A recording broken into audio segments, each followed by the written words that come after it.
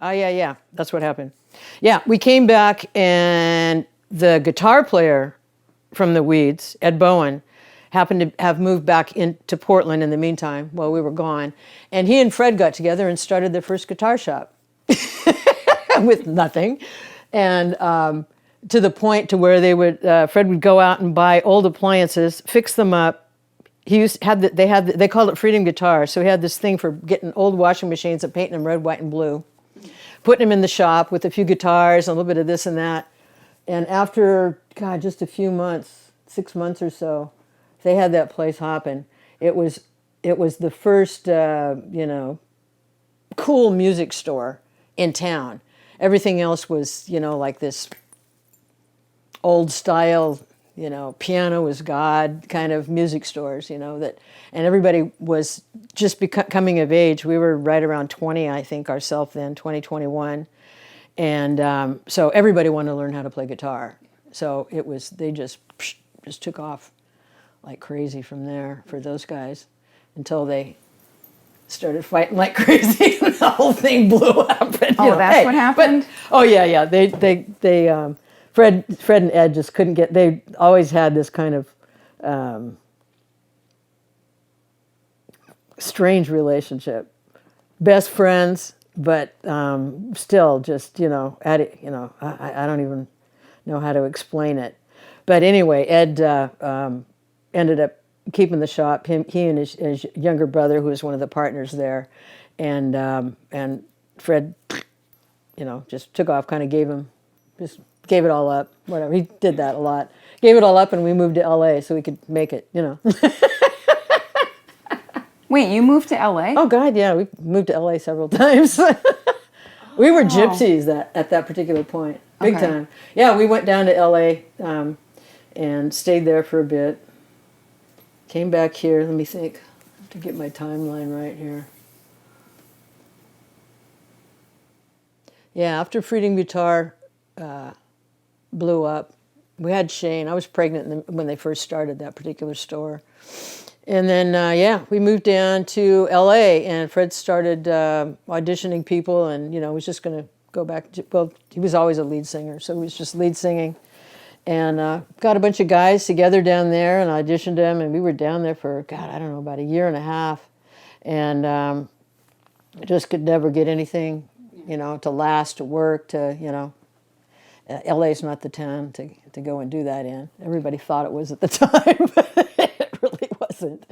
Fred goes, that's it, I'm starting to, actually what happened was he was playing in a band with Stan and my brother Pat, who's the drummer, and because Pat was working at Wiz Eagles with us, and they were doing a band called King Bee, and they actually got a shot playing with the Ramones here in Portland at the Paramount. That's the one they call the Schnitz now, and on a bill with Tom Petty, because Mick DeVille canceled, and somebody called him at last minute, and after seeing the Ramones and seeing just the they were kind of, because the King Bee was kind of playing this swampy, dirgy, kind of bluesy kind of stuff.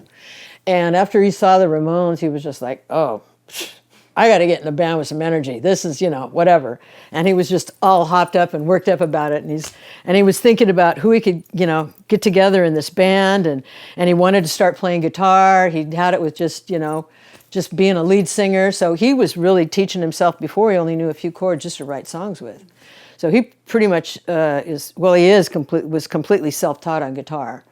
And so he said, hey, I don't know how to play guitar.